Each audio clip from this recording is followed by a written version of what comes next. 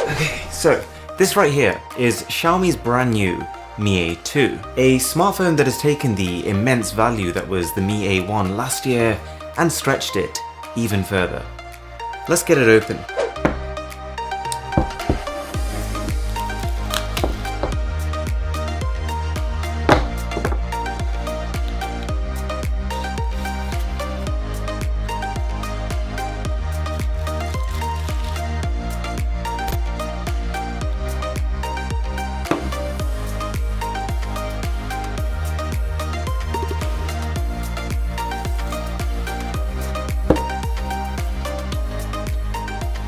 So, I spent the last few days playing around with the Xiaomi Mi A2, and to give you an idea of how much I like it, if someone had just handed me the phone without giving me a price tag, I would have said this feels like a really solid €400 phone.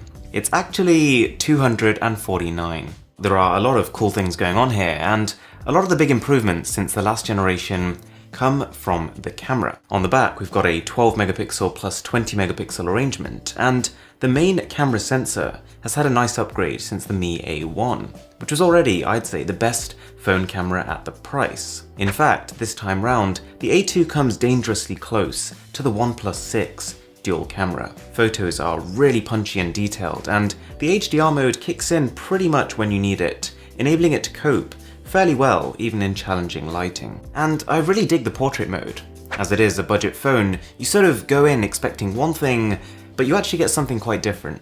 What's even cooler is that in low light, you can switch to using the secondary 20 megapixel lens, which has a neat trick up its sleeve.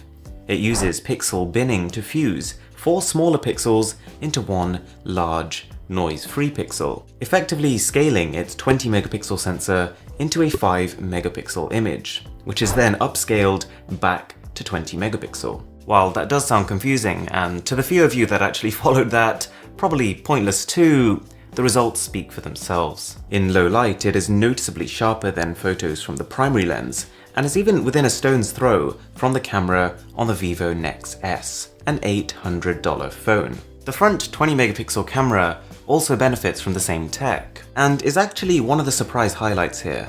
It uses Xiaomi's new Beauty Engine 4.0 for even more intricate face embellishment. And it's a feature that I don't hate when it's on its lighter settings, and there are even more options to make yourself beautiful than ever before.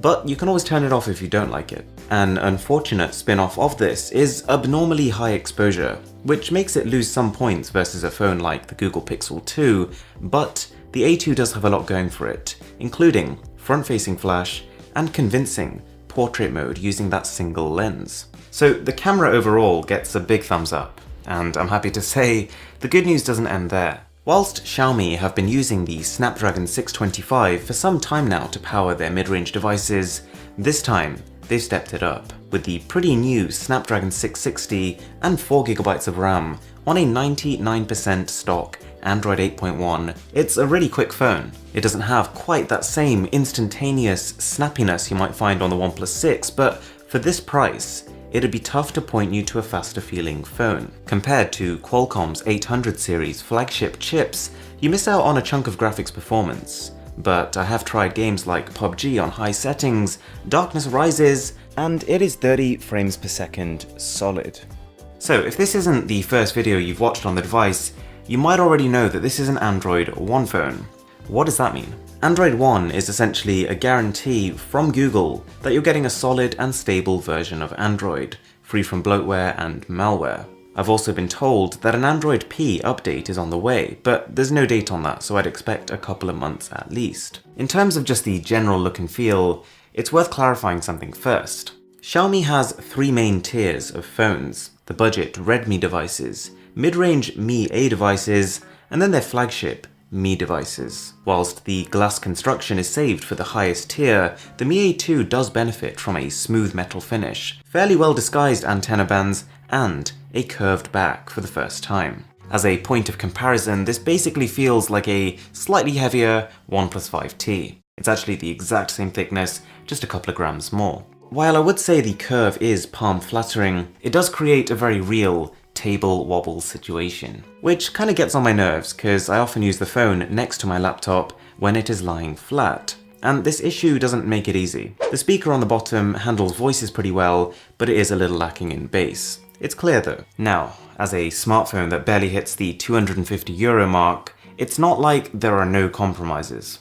You don't get wireless charging, IP certification, a headphone jack, and the base model will only get you 32GB of storage with no SD card. The fingerprint scanner is great, but there is a noticeable delay between detection of your print and the screen actually turning on. And there are also a couple of primary aspects of the phone that I really don't love. Number one being the display, which is one of the less impressive parts of the Mi A2.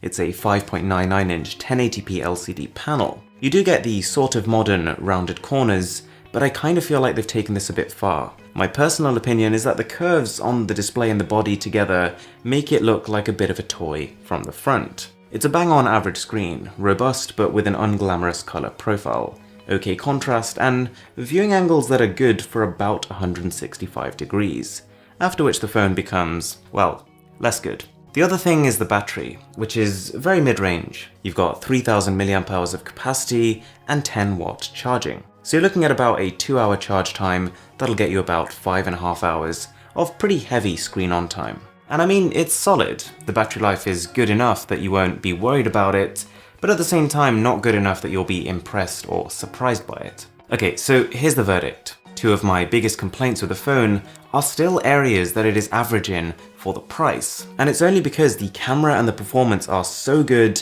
that these seem like flaws in comparison. Compared to a flagship phone, you'll miss the little things like the lack of storage, like the lack of water resistance, but the fundamentals on the Mi A2 are surprisingly close. Thanks a lot for watching guys, I really hope you enjoyed the video. My name is Aaron, this is Mr. Who's the Boss, and I'll catch you guys next time.